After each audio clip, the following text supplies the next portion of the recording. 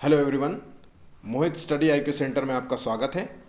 आज हम जो है सीडीपी का जो है पेपर नंबर 18 सॉल्व करेंगे। ठीक है, इससे पेपर जो है पहले 17 पेपर्स जो है अपलोड कर दिए हैं। 17 पेपर्स जा कर के आप लगाइए। आप जो है पेपर्स इस वक्त खूब जितना हो सके ज़्यादा से ज़्यादा पेपर्स को लगाइए। पेपर्स लगाने का वक्त है, पेपर्स नज़दीक है, आपका जल्द ही पेपर होने वाला है।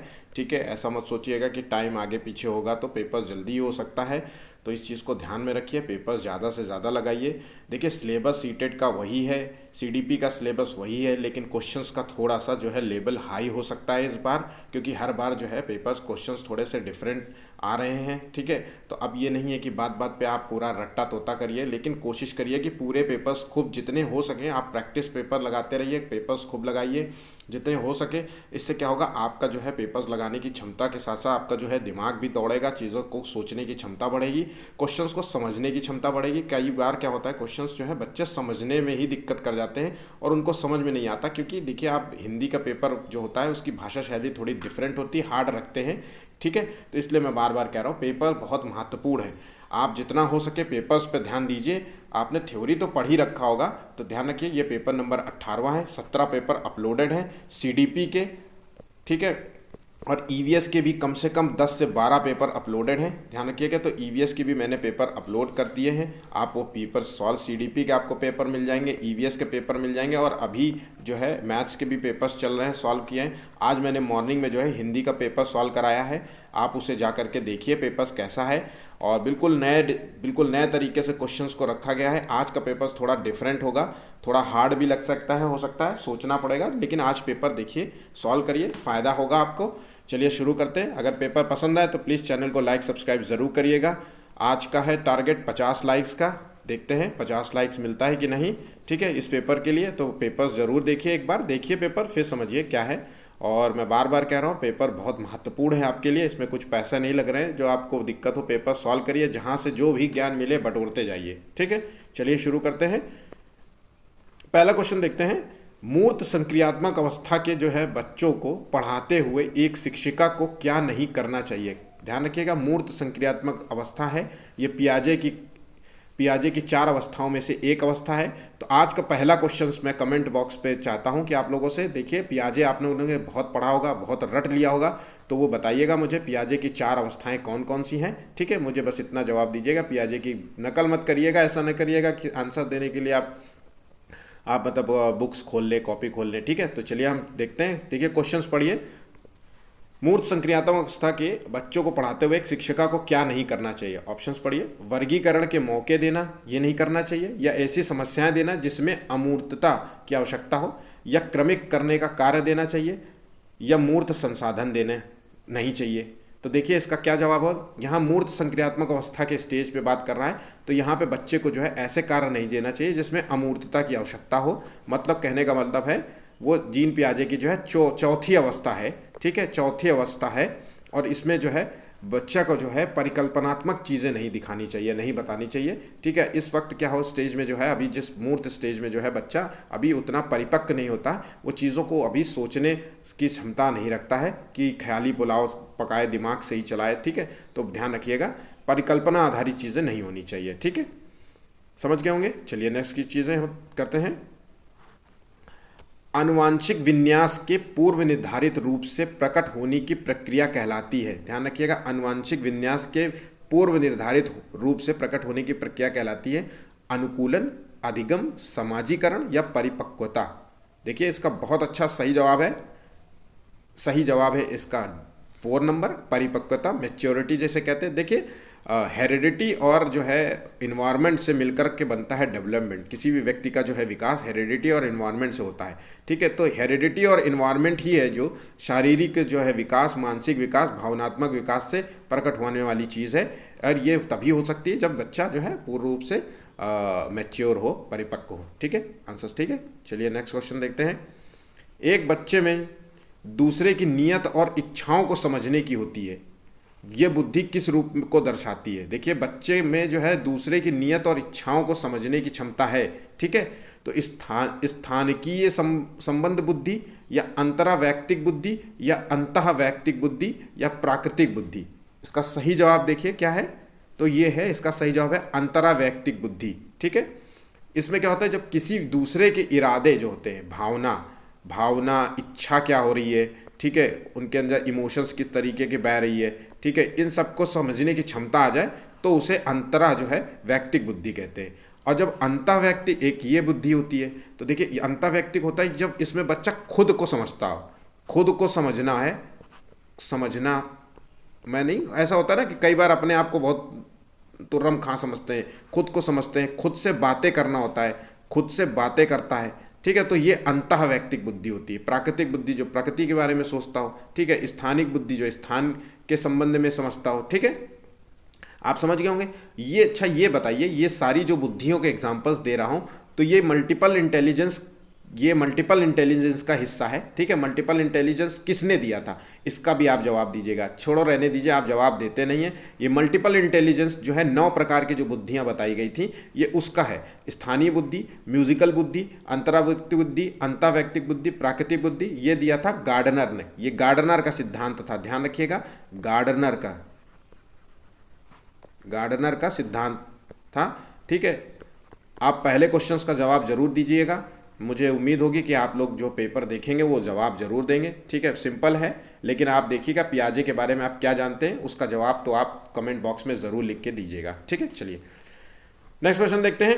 आपकी कक्षा का एक छात्र जो है कक्षा में काफ़ी बात करता है। ठीक है, बतूना बच्चा है, आप उसके विषय में पता करते हैं कि पाते हैं कि वो छात्र अपने घर पर बहुत ही कम बात करता है। देखिए, घर पर बहुत कम बात कर रहा है, तो आप उस छात्र के विषय में निम्न में से क्या विचार देंगे। तो उसके ऑप्शंस देखिए, विद्यालय प्रत्येक समय बच्चों को खूब बातें करने का अवसर प्रदान करता है, या शिक्षकों की ये मांग है कि बच्चे जो है विद्यालय में खूब बात करें, मतलब टीचर ही बोल रहे हैं कि विद्यालय में बेटा खूब बात करो, या उस बच्चे को उसका घर पसंद नहीं आ रहा है, या उसके बच्चे के जो विचारों को विद्यालय में मान्यता मिल रही है। ठीक है, तो इसका सही जवाब देखिए क्या है, इसका सही जवाब है डी नंबर, 4 नंबर है। उस बच्चे के जो विचार हैं उसको विद्यालय में मान्यता मिल रही है, उसको बोलने का मौका विद्यालय में मिल रहा है, घर में वो बोल नहीं पा रहा है, अपने विचारों को व्यक्त नहीं कर पा रहा है। हो सकता है माता पिता का इसमें दोष हो सकता है, क्योंकि बच्चे अक्सर जब ज़्यादा बोलते हैं तो माता पिता उनको डांट करके रोक देते हैं कि चुप रहो, बोलना नहीं है।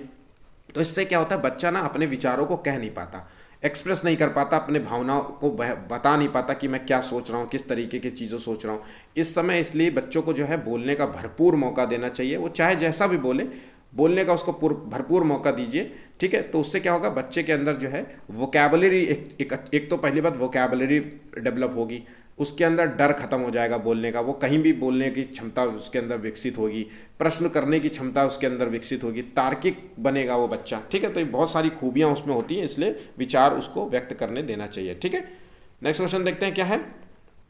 निम्नलिखित में से जो है सम्मिलित नहीं है, देखिए कुछ ऑप्शन पढ़िए, इसको थोड़ा सा इमेज को छोटा कर देते हैं, इससे जीता नीचे नहीं जाएगा।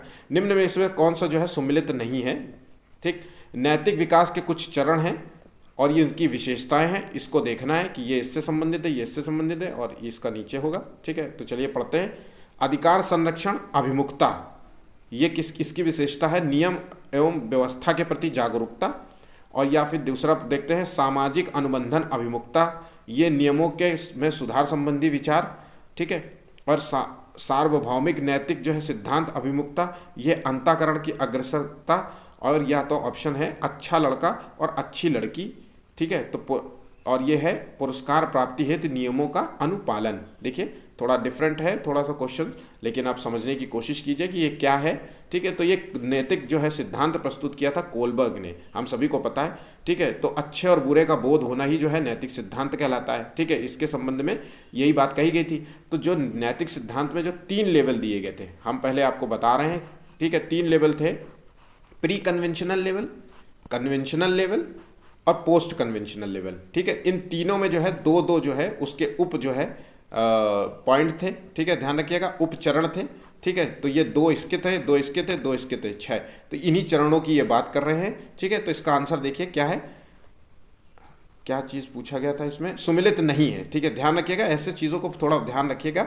देखिए सुमिलित नहीं है, तो ये है आंसर इसका 4 नंबर। ठीक है, अच्छा लड़का और अच्छी लड़की जो है ये पुरस्कार प्राप्ति हेतु नियमों का इससे संबंधित नहीं है।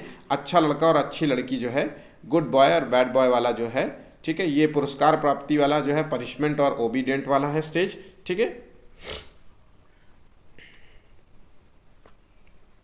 नेक्स्ट क्वेश्चन देखते हैं। एक शिक्षिका ये धारणा रखती है कि लड़के जो है अधिक बुद्धिमान और जोखिम लेने वाले होते हैं और लड़कियां आज्ञाकारी और ईमानदार होती हैं। उनके अनुसार ये व्यवहार किस का कारण है? ठीक है, देखिए फिर से ये चीज़ किस चीज़, जेंडर पक्षपात का है, जेंडर समता का है, जेंडर जो है स्थिरता का है, जेंडर समानता का है। तो ये जेंडर जो है पक्षपात की अवधारणा पर निहित है। ठीक है, अब इसमें तो कुछ समझाने जैसा तो है नहीं। ठीक है, चलिए नेक्स्ट पॉइंट देखते हैं क्या है। तो किसी में जो है संवेग आवश्यक है, संवेग जो है किसी में जो है संवेग जो है आवश्यक है, क्योंकि संवेग क्या है? तो देखिए ऑप्शंस पढ़ते हैं। बालक की संवेगात्मक जो है अनुक्रिया है, और बालक की उद्दीप्त जो है अवस्था है, जो किसी उद्दीपक के संदर्भ में जो है अनुक्रिया द्वारा व्यक्त की जाती है, या बालक द्वारा किसी विशेष दशा में किया गया प्रत्युत्तर है, और बालक के असंगठित व्यवहार को प्रदर्शित करता है। मैं अधिकतम कह सकता हूँ कि बहुत सारे लोगों को ये क्वेश्चंस भी समझ नहीं आया होगा। इसका उत्तर संवेग जो होता है वो इमोशंस कहते हैं। ठीक है, इमोशंस को संवेग कहते हैं। ठीक है, और इसका आंसर है सी नंबर। 3 नंबर है बालक द्वारा जो है किसी विशेष दशा में किया गया प्रत्युत्तर है। प्रत्युत्तर का मतलब होता है रेस्पॉन्स। ठीक है, ठीक है, किसी रेस्पॉन्स देना, रेस्पॉन्स मतलब जवाब देना, उत्तर देना। देखिए तो इस तरीके की भाषा इसलिए जानबूझ के की जाती है कि बच्चा कंफ्यूज हो जाए, और अगर उसको आता भी हो तो वो डर के मारे वो लगा ना पाए कि क्या हो, या और कोई ऑप्शंस को चूज कर ले। ठीक है, इसलिए बार बार पेपर लगाने को कहा जाता है। चलिए नेक्स्ट क्वेश्चन देखते हैं क्या है। एक अध्यापक को जो है अपनी शैक्षिक जो है क्रियाओं के अभियोजन के समय जातीय भेदभाव के संदर्भ में अपनी जो है शिक्षण प्रक्रिया में क्या अपनाना चाहिए? ठीक है, ध्यान रखना, कठोरता, लचीलापन, न कठोरता न लचीलापन, कठोरता व लचीलापन दोनों। तो देखिए उसको जो है जातीय भेदभाव के संदर्भ में जो है उसे लचीलापन जो है अपनी प्रक्रिया को अपनाना चाहिए। ध्यान रखना। ठीक है, जातीय भेदभाव का मतलब है बच्चे को ना उस रूप में नहीं देखना चाहिए कि ये अमीर है, कि ये गरीब है ना, ये मतलब सामान्य बच्चा है, या ये विशिष्ट बच्चा है। अब जाति का मतलब ये नहीं है कि केवल जातिवाद से संबंधित है ये चीज़, पॉइंट ध्यान रखिएगा। अब बाकी आप क्वेश्चंस को समझ गए होंगे। सामान्य विशिष्ट के रूप में नहीं केवल देखना चाहिए, या अमीर और गरीब के रूप में नहीं देखना चाहिए, या फिर सामान्य और प्रतिभाशाली के रूप में नहीं देखना चाहिए। ठीक है, नेक्स्ट क्वेश्चन देखते हैं। विद्यालयों में जो है अधिगम को सुसाध्य करते समय शिक्षकों को निम्नलिखित में से किस रणनीति से बचना चाहिए?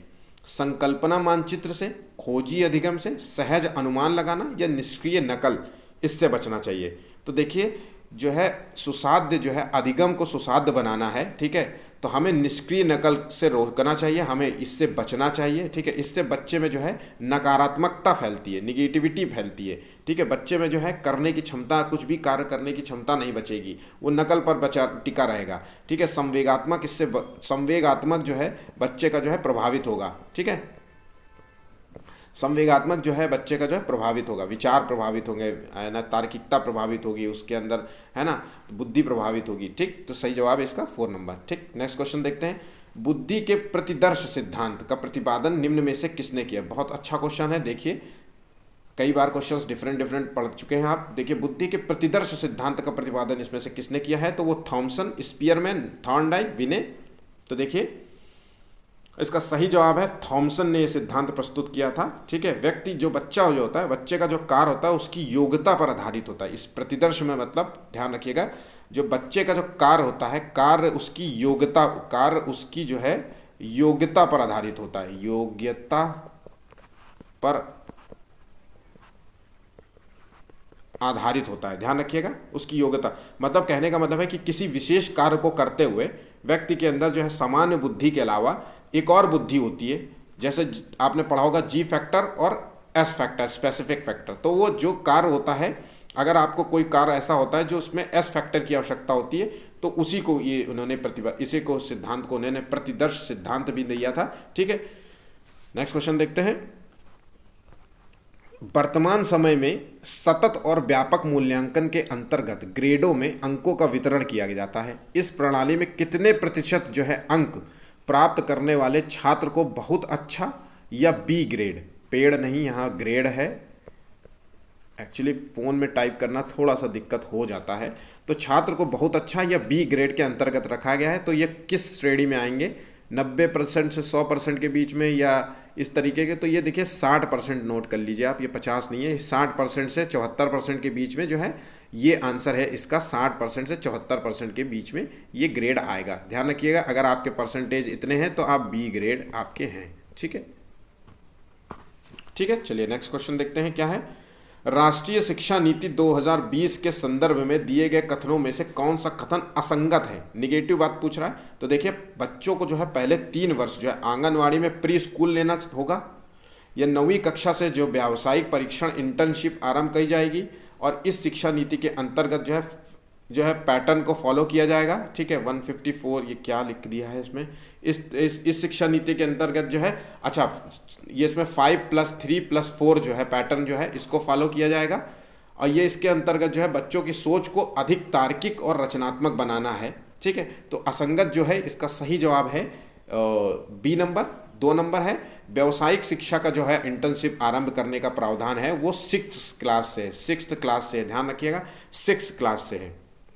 अच्छा, इसका उद्देश्य क्या है कि इसका ऐसा करना है कि, तो इसका जो उद्देश्य होता है बच्चों को जो है शिक्षा के साथ साथ जो है बच्चों को जीवन के लिए आगे बढ़ाना होता है, उसको जो है रचनात्मक कार्यों के लिए आगे बढ़ाना होता है, ताकि वो व्यावसायिक शिक्षा, व्यावसायिक परीक्षण चीज़ों में जो है आगे जीवन को अपना जो है उद्देश्य को पूरा कर सके। ठीक है, तो उस चीज़ से इंटरलिंक्ड किया गया है। ठीक है, चलिए नेक्स्ट क्वेश्चन देखते हैं क्या है।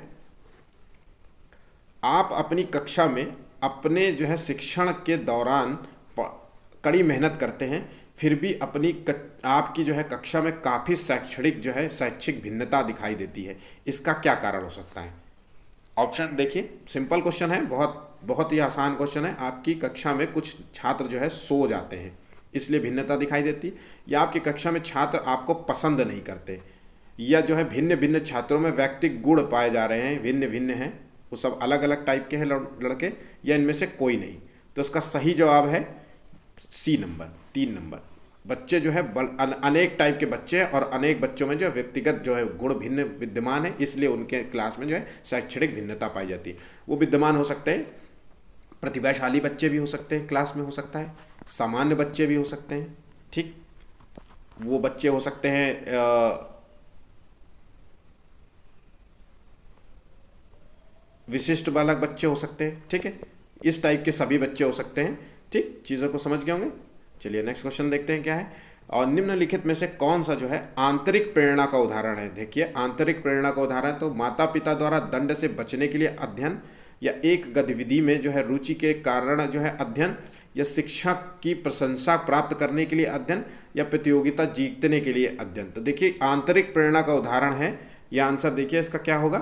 तो देखिए एक गतिविधि में रुचि के कारण अध्ययन, आंतरिक प्रेरणा का यही कारण है। कार्य करने में जो है स्वयं को जब इच्छा होती है, जो इंटरेस्ट पैदा होता है वही होता है। अगर हमारा किसी चीज़ का इंटरेस्ट नहीं है, रुचि नहीं है, ठीक है, तो हमें आंतरिक प्रेरणा नहीं आएगी। भाई हम काम करने की इच्छा ही नहीं रखेंगे, है ना। माता पिता के दंड से बचा करके आंतरिक प्रेरणा नहीं होती। टीचर को जो है आप जो है प्रशंसा करके कोई फ़ायदा नहीं मिलता। ठीक है, उसी तरीके से प्रतियोगिता जीतने के लिए आप आंतरिक प्रेरणा, आपके अंदर से मोटिवेशन तभी आ सकती है जब किसी चीज़ को करने की आपके अंदर जो है रुचि पैदा होगी। ठीक है, नेक्स्ट क्वेश्चन देखते हैं। विविध आवश्यकताओं वाले शिक्षार्थियों वाली जो है कक्षा में शिक्षक को निम्नलिखित में से विकल्प आवश्यक नहीं, विकल्प जो है उपलब्ध नहीं कराने चाहिए। सामग्री का प्रस्तुतिकरण, संचार और अभिव्यक्ति, सूचना के दृष्टिकोण, और शिक्षार्थियों के बारे में जो है रूढ़िबद्धता। ठीक, तो उसका सही जवाब है डी नंबर, 4 नंबर है। शिक्षार्थियों के बारे में जो रूढ़िबद्धता होती है वो विकल्प के रूप में नहीं उपलब्ध कराने चाहिए। ठीक है, मतलब ये है कि टीचर को कभी भी ये नहीं कहना चाहिए कि तुम कमज़ोर हो, किसी बच्चे के बारे में कि तुम कमज़ोर हो, तुम आर्थिक रूप से कमज़ोर हो, तुम ऐसे हो, तुम पढ़ना ही नहीं आता। निगेटिविटी उसके अंदर नहीं फैलानी चाहिए। ठीक है, ध्यान रखिएगा। चलिए नेक्स्ट क्वेश्चन देखते हैं क्या है। यदि आप जो है अपनी कक्षा के बच्चों में ये भावना जागृत करना चाहते हैं कि उन्हें विद्यालयी उपलब्धियों में सफल होना चाहिए, तो इसके लिए आप निम्न में से क्या उपाय अपनाएंगे। ठीक, क्वेश्चंस को समझ लिया होगा। तो ऑप्शंस देखते हैं। बच्चों की जो है बौद्धिक क्षमता का विकास करेंगे, या बच्चों का मार्गदर्शन उचित दिशा में करेंगे, या अपने जो है शिक्षण में उचित विधियों का प्रयोग करेंगे, या उपरोक्त सभी। तो उसका सही जवाब है उपरोक्त सभी, सभी चीज़ों का उपाय हम अपनाएंगे। ठीक, चलिए नेक्स्ट क्वेश्चन देखते हैं। एक ऐसी स्थिति में जहां परिणाम जो है अनिश्चित हो लेकिन ध्यान असफलता पर टिका हुआ हो, तब बच्चे किस चीज़ को महसूस करेंगे? बहुत सिंपल सा क्वेश्चन है। ऊब महसूस करेंगे, दुश्चिंता महसूस करेंगे, क्रोध, शर्म, क्या है? तो इसका आंसर है बी नंबर, सेकंड नंबर। वो दुश्चिंता जो है महसूस करेंगे। ठीक है, उनके अंदर, बच्चों के अंदर जो है चिंता जो है बढ़ने लगेगी, बड़े डिप्रेस होने लग जाएंगे, है ना। बहुत चीज़ें, बच्चों का दिमाग जो है अस्थिर रहेगा, अस्थिरता बढ़ेगी, अस्थिरता बढ़ेगी बच्चों में। ठीक है, ये ध्यान रखिएगा, अस्थिरता बढ़ेगी। रिजल्ट कैसा आएगा इसी के बारे में सोचते रहेंगे तो निगेटिविटी होगी। अच्छा देखिए, अगर भावुकता ज़्यादा है, बच्चा भावुक वाला कंटेंट उसके अंदर ज़्यादा है, भावुक व्यक्ति है, तो वो हर वक्त परिणाम के बारे में ही सोचता रहेगा, यहाँ तक कि वो ना एक टाइम के बाद हो सकता है डिप्रेस भी हो जाए। ठीक, चलिए नेक्स्ट क्वेश्चन। भारतीय संसद ने जो है दिव्यांग व्यक्तियों के लिए निम्नलिखित में से कानून हाल ही में पारित किया था, कौन सा कानून है? देखिए, तो ये आप बहुत आसानी से समझ गए होंगे। राष्ट्रीय शिक्षा नीति कानून है, यह निःशक्त जो है व्यक्ति समान अधिकार समान अवसर संरक्षण पूर्ण भागीदारी अधिनियम, या दिव्यांगता के साथ जो है व्यक्तियों का अधिकार अधिनियम, या शिक्षा का अधिकार अधिनियम। तो इसका सही जवाब है जो है समान अवसर अधिकार संरक्षण और पूर्ण जो है भागीदारी अधिनियम जो है पारित कराया गया था। ठीक है, समावेशी शिक्षा को बढ़ावा देने के उद्देश्य से, और इसका जो है मूल उद्देश्य था समावेशी शिक्षा को बढ़ावा देना, सामाजिक सुरक्षा को सामाजिक सुरक्षा जो है बच्चों में, दिव्यांग व्यक्तियों में जो है सामाजिक सुरक्षा प्रदान करना, रोजगार के उन्हें नए अवसर प्रदान करना, इसका मूल लक्ष्य था। ठीक है, नेक्स्ट क्वेश्चन देखते हैं। अधिगम के संदर्भ में जो है शिक्षार्थियों की एवं मनोवैज्ञानिक ने जो है विविध प्रकार की परिभाषाएं दी हैं। इस परिभाषाओं के अनुसार अधिगम चलने वाली एक निरंतर प्रक्रिया है। तो ये क्या है? जीवन पर्यंत, किशोरावस्था तक, वृद्धावस्था तक, और या तो इनमें या युवावस्था तक। कहाँ तक चलने वाली प्रक्रिया है? तो ये आंसर है इसका जीवन पर्यंत चलने वाली प्रक्रिया। हमें पता है कि जो है डेवलपमेंट जो है व्यक्ति का जो विकास होता है, विकास जो होता है, अधिगम जो होता है वो जीवन पर्यंत चलता रहता है, निरंतर चलता रहता है। ये वोम्ब टू टोम्ब चलता है, ध्यान रखिएगा। गर्भ से कब्र तक चलता है, मृत्यु तक चलता रहता है। हर स्टेज में जो है किशोरावस्था में भी बच्चा सीखता है, वृद्धावस्था में भी सीखता है, और युवावस्था में भी बच्चा सीखता है। ठीक है, इसमें कुछ भी समझाने जैसा नहीं है, आप समझ गए होंगे इस चीज़ को। चलिए ठीक, अब देखते हैं बालक अपने चारों ओर जिन वस्तुओं और परिस्थितियों को देखकर जो चिंतन करता है वो क्या कहलाता है? ध्यान रखिएगा, चारों ओर जिन वस्तुओं परिस्थितियों को देखकर वो चिंतन करता, सोचता, तो उसे क्या कहते हैं? देखिए, तार्किक चिंतन कहते हैं, प्रत्यात्मक चिंतन कहते हैं, प्रत्याक्षात्मक चिंतन कहते हैं, या कल्पनात्मक चिंतन कहते हैं। तो देखिए इसका सही जवाब क्या हो सकता है? इसका सही जवाब है प्रत्याक्षात्मक जो है चिंतन कहते हैं। प्रत्यक्ष रूप से जो बच्चा देख रहा होता है, अपने आंखों के आसपास देख रहा होता है, उसके बारे में सोचता है बच्चा। ठीक है, उसके बारे में चिंतन करता है। ठीक, तार्किक चिंतन जो होता है तर्कना करता है, किसी चीज़ के बारे में गंभीर सोचता है। ठीक है, कल्पना शक्ति से जो सोचता है ना, ख्याली पुलाव जिसे कहते हैं, तो उसी तरीके से। ठीक है, नेक्स्ट क्वेश्चन। एक शिक्षक को जो है उन गतिविधियों को बढ़ावा देना चाहिए जो अस्पष्ट हो, क्या इसको बढ़ावा देना चाहिए? तो ये तो गलत हो गया। सांस्कृतिक रूप से उपर्युक्त हो, अत्यंत जटिल हो, तो देखिए ये भी गलत हो गया, नेगेटिविटी। अर्थहीन हो, उसका कोई मीनिंग ही हो, तो ये भी गलत हो गया। तो इसका मतलब सांस्कृतिक रूप से उपर्युक्त हो, ऐसी चीज़ों को बढ़ावा देना चाहिए। बच्चे का जो मानसिक होता है विकास होता रहता है, ऐसी चीज़ों में कार्य के प्रति उत्साह बनाना चाहिए। ठीक है, सकारात्मक प्रभाव पड़ता है इससे बच्चे के अंदर। ठीक है, नेक्स्ट क्वेश्चन देखते हैं। बालकों के जो है नैतिक विकास को समझने के लिए जीन पियाजे ने जो है निम्नलिखित में से कौन सी विधि को अपनाया है? देखिए, नैतिक विकास को समझने के लिए जीन पियाजे ने निम्नलिखित में से कौन सी विधि को अपनाया है? तो ऑप्शंस देखिए, साक्षात्कार जो है विधि, तार्किक विधि, जांच पड़ताल विधि, या सभी विधि। तो इसका सही जवाब है जीन पियाजे ने जो है नैतिक विकास के लिए साक्षात्कार विधि को अपनाया है। नैतिक तर्क के लिए जो है व्यक्ति के अंदर जो है संज्ञानात्मक विकास का होना बहुत ज़रूरी होता है। इससे धीरे धीरे बच्चा जो है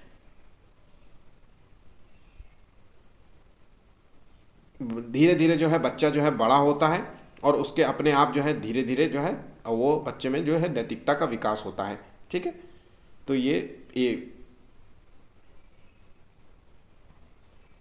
नेक्स्ट क्वेश्चन देखते हैं। मैं कौन हूँ, क्या हूँ और मैं भी कुछ हूँ, ऐसी आदि ऐसी प्रबल जो है भावनाएं जो है विकास की किस अवस्था की ओर इंगित करती हैं? तो देखिए, किशोरावस्था, प्रौढ़ावस्था, पूर्व बाल्यावस्था, बाल्यावस्था, मैं कौन हूँ, मैं क्या हूँ, और मैं क्या कर सकता हूँ, मैं कुछ भी नहीं कर सकता, ये सब की भावनाएं जो है बच्चे में जो है किशोरावस्था में आती हैं। ध्यान रखिएगा, ये किशोरावस्था की स्टेज होती है। ठीक है, इसे जो है स्ट्रेस एंड स्टॉर्म का स्टेज कहते हैं। ध्यान रखिएगा, स्ट्रेस एंड स्टॉर्म का स्टेज है, जिसे तनाव और तूफान की अवस्था कहते हैं। इसमें जो है आइडेंटिटी क्राइसिस की समस्या होती है। आइडेंटिटी क्राइसिस, ये आइडेंटिटी क्राइसिस की ही इसको बात कह रहा है कि उसको ये नहीं समझ में आ रहा है कि उसकी आइडेंटिटी क्या है और वो क्या कर सकता है, आगे जीवन में क्या कर सकता है। ठीक है, तो जल्दी ही, बहुत जल्दी तनाव में आ जाता है चीज़ों को। नेक्स्ट क्वेश्चन देखते हैं, निम्नलिखित में से कौन से कारकों द्वारा विद्यालयों में बच्चों का अधिगम से जुड़ाव प्रभावित होता है? ऑप्शंस देखिए, पारिवारिक समाजीकरण, समकक्षी संबंधों और सांस्कृतिक मूल्य, या बच्चों का जो है आत्मसम्मान। तो विद्यालयों में जो है बच्चों का जो अधिगम जुड़ाव प्रभावित होता है, तो सामाजिक, पारिवारिक जो है सामाजिककरण से जो है प्रभावित होता है, समकक्षी संबंधों से प्रभावित नहीं होता है, सांस्कृतिक मूल्यों से प्रभावित होता है। तो इसका सही जवाब है 1 और 3। देखते हैं ऑप्शंस क्या है। 1 और 3, नंबर 4 नंबर है इसका सही जवाब। ठीक है, ध्यान रखिएगा।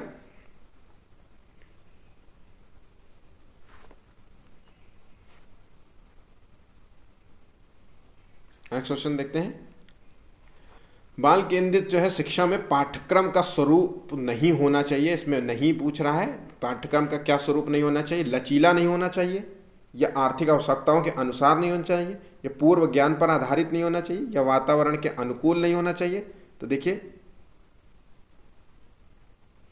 तो इसका आंसर है सी नंबर, पूर्व ज्ञान पर आधारित नहीं होना चाहिए। ध्यान रखिए, लचीला होना चाहिए, बच्चों के अकॉर्डिंग होना चाहिए। ठीक है, वो चीज़ें इसके अनुसार होनी चाहिए कि ऐसा भी ना हो कि कोई भी वो पाठ्यक्रम या चीज़ें नहीं खरीद पाए स्कूल में। ठीक है, उन बच्चों के वातावरण के अनुकूल होना चाहिए। ठीक, लेकिन सी नंबर नहीं है। ठीक, कोलबर्ग के अनुसार जो है नैतिक विकास का जो है प्रथम चरण कौन सा होता है? देखिए कि कोलबर्ग के जो है, हम सभी को पता है कोलबर्ग के जो है 3 चरण हैं, जिसमें प्री कन्वेंशनल लेवल कहते हैं, पूर्व परंपरागत स्तर, और कन्वेंशनल लेवल, और पोस्ट कन्वेंशनल लेवल। ठीक है, 3 कन्वेंशनल लेवल है। चलिए हम क्वेश्चंस को देखते हैं, ऑप्शंस देखते हैं कि प्रथम चरण में क्या आता है। तो दंड और आज्ञा पालन की अभिमुखता, परस्पर एक रूप अभिमुखता, अधिकार संरक्षण अभिमुखता, और सार्वभौमिक जो है नैतिक सिद्धांत की अभिमुखता। इसका सही जवाब क्या हो सकता है? तो देखिए, पहला जो चरण है वो दंड और आज्ञा पालन की अभिमुखता इसका पहला चरण है। और एक और जो है, इसके 2 स्टेजेस होते हैं ना, हर चरण के 2 स्टेजेस होते हैं। तो ये दंड और आज्ञा पालन अभिमुखता है, उसके बाद है पर्सनल रिवॉर्ड और म्यूचुअल एक्सचेंज। ठीक है, पर्सनल रिवॉर्ड और म्यूचुअल स्टेज। तो देखिए, दंड और आज्ञा पालन की अभिमुखता को मैं थोड़ा सा बता देता हूँ। इस अवस्था में जो होता है, बच्चा जो होता है वो जो भी करता है उसके लिए उसका कोई मूल लक्ष्य होता है कि दंड से बचना होता है। बस केवल जो भी कार्य करता है वो दंड से बचना चाहता है। आज्ञा पालन का भाव जो होता है वो दंड से बचने के लिए करता है, स्वयं को बचाता है दंड से। बच्चा इस स्टेज में जो है स्वार्थी होता है। ठीक है, अच्छा मैं एक क्वेश्चन पूछता हूँ, जो है जो 3 चरण दिए हैं उसमें से किस चरण में जो है, कोलबर्ग के किस चरण में जो है नैतिकता जो है बाहर कारणों से निर्धारित होती है? बच्चे में जो है नैतिकता जो है बाहर कारणों से निर्धारित होती है। इसका सही जवाब दीजिएगा, इसका आप उत्तर दीजिएगा। ध्यान रखिएगा, उत्तर इसका देना आपको है। ठीक है, 26वां क्वेश्चन है। ठीक, ज़रूर दीजिएगा। मैंने 2 क्वेश्चंस आपको दिए हैं, एक पहला क्वेश्चन और एक 26वें क्वेश्चन का आंसर आप जरूर दीजिए। चलिए नेक्स्ट क्वेश्चन पढ़ते हैं। अभिकथन ए, शिक्षकों को बच्चों का आकलन करने के लिए विभिन्न प्रकार के आकलन तकनीक और विधियों का प्रयोग करना चाहिए। तर्क क्या दिया जा रहा है इसमें कि कोई भी एक मूल्यांकन तकनीक जो है बच्चे की जो है प्रगति और विकास के क्षेत्र के बारे में जानकारी प्रदान करने में सक्षम नहीं होती है। तो इसका सही जवाब क्या होगा? देखिए, दोनों सही हैं, 2 में से एक सही है, या एक गलत है एक सही है, या एक दोनों सही है, दोनों एक दूसरे की व्याख्या सही कर रहा है। तो इसका सही जवाब देखिए क्या हो सकता है। तो इसका सही जवाब है दोनों सही हैं, और आर जो है कोई भी मूल्यांकन तकनीक जो है बच्चे की प्रगति और विकास के क्षेत्र के बारे में जानकारी प्रदान करने में सक्षम नहीं है। और जानकारी ये थी कि शिक्षकों को बच्चों का आकलन करने के लिए विभिन्न प्रकार के आकलन तकनीक और विधियों का प्रयोग करना चाहिए। तो ठीक है, तो देखिए दोनों सही हैं, लेकिन ए और इसकी आर जो है ए की व्याख्या नहीं कर रहा है। ठीक है, तो सही जवाब हो गया ए नंबर। नेक्स्ट क्वेश्चन देखते हैं। एक बच्ची जो है लिखाई में निरंतर जो है कठिनाई महसूस कर रही है, कठिनाई का सामना करती है, उसे अक्षर बनाने और शब्दों के बीच अंतराल करने में चुनौती महसूस हो रही है। ये लक्षण किस अधिगम विकार की ओर संकेत करता है? पठन जो है, पठन जिसे कहते हैं, पठन जो है वैकल्य जिसमें पढ़ने में कठिनाई होना होता है, आलेख वैकल्य या गणन वैकल्य, या देखिए ध्यान और अतिसक्रियता वैकल्य। देखिए कल तो इसका आंसर है आलेख वैकल्य। उसे लिखने में, आलेख मतलब लेखन शैली में दिक्कत हो रही है, चीज़ों को उसे अक्षर बनाने में दिक्कत हो रही है, शब्दों के बीच अंतराल करने में दिक्कत हो रही है, तो उसे लेखन वैकल्य कहते हैं, आलेख वैकल्य कहते हैं। देखिए ये इसका कारण ये भी हो सकता है कि बच्चे में हो सकता है कि कुछ खामियां हो सकती हैं जन्मजात, हो सकता है दूसरी हो सकता है कि बच्चा, देखिए 1 से जब 5 साल तक का बच्चा होता है उसके अंदर ये आमतौर पर ये गुण पाए जाते हैं, और धीरे धीरे प्रैक्टिस से, वक्त के साथ साथ धीरे धीरे ये सही हो जाता है। ठीक है, डेली अभ्यास कराना पड़ता है, उससे ये बच्चा धीरे धीरे सही हो जाता है। ठीक है, तो कोई बहुत सिंपल क्वेश्चन था। चलिए नेक्स्ट क्वेश्चन पढ़ते हैं। आपकी कक्षा में कुछ छात्रों को कुछ छात्रों की दृष्टि कमज़ोर है और वो पढ़ने में भी कमज़ोर है।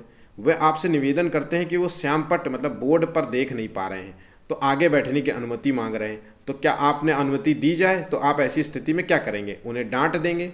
तो देखिए यहाँ पे तो यही ऑप्शन ख़त्म हो जाता है, डांट देंगे तो तुम खत्म। चश्मा प्रयोग करने की सलाह देंगे?